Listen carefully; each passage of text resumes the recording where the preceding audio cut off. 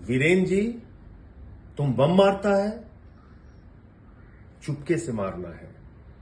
ये मेरे शब्द नहीं, मणिपुर के मुख्यमंत्री वीरेन सिंह ने एक बातचीत के दौरान ये बताया कि भारत के गृह मंत्री ने उनसे ये बातचीत की। इसकी सच्चाई क्या है? क्या मणिपुर के मुख्यमंत्री बम फेंकवा रहे थे मणिपुर हिंसा के दौरान? क्या मणिपुर के मुख्यमंत्री को देश के गृह मंत्री ने चुपके से बम मारने की बात कही?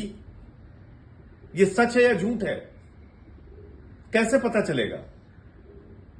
और बार बार हम लोग ये बात कहते रहे कि मणिपुर की हिंसा राज्य प्रायोजित हिंसा है।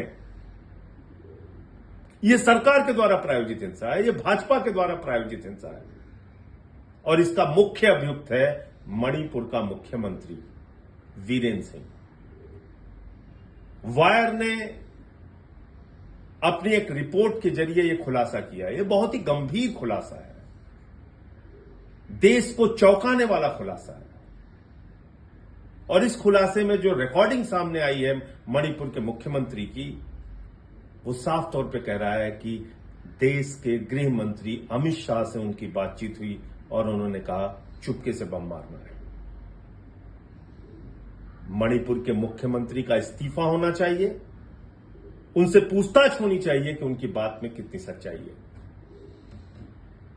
फिर वही मुख्यमंत्री यह कह रहा है कि कारगिल योद्धा की पत्नी जिसको निवस्त करके घुमाया गया, उसको हमारे लोगों ने बचाया। और आगे वो कह रहा है कि निवस्त करके महिलाओं को घुमाने वाले दरिंदों को रिवार्ड मिलना चाहिए, उनको सजा नहीं मिलनी चाहिए।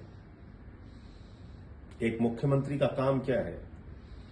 दो समुदायों में अगर कोई मतभेद पैदा हो गया है, हिंसा की स्थिति है, तो उसको रोकना और समझाना।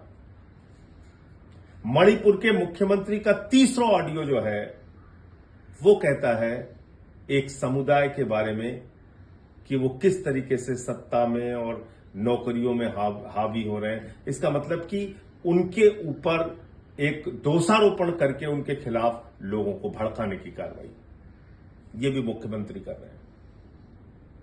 क्या ये सब कुछ काफी नहीं है? ये जानने और बताने के लिए कि मणिपुर की हिंसा राज्य प्रायोजित हिंसा थी, सरकार प्रायोजित हिंसा थी, बीजेपी के द्वारा प्रायोजित हिंसा थी, मुख्यमंत्री के द्वारा प्रायोजित हिंसा थी और इसमें केंद्र सरकार का पूरा संरक्षण था। भारत के प्रधानमंत्री एक शब्द भी नहीं बोले मणिपुर की हिंसा पे, महिलाओं के साथ हो रही दरिंदगी पे एक सवाल नहीं खड़ा किया भारत के प्रधानमंत्री ने। ये तमाम ऐसे सवाल हैं जिसका जवाब सरकार से मांगना चाहिए और आवाज उठानी चाहिए। ये जो वीडियो सामने आया है, ये जो ऑडियो सामने आया है, ये बहुत चौंकाने वाला है और निश्चित रूप से इसके बारे में सबको एक स्वर में आवाज उठाना पड़ेगा, सरकार से सवाल पूछना पड़ेगा। जय हिंद।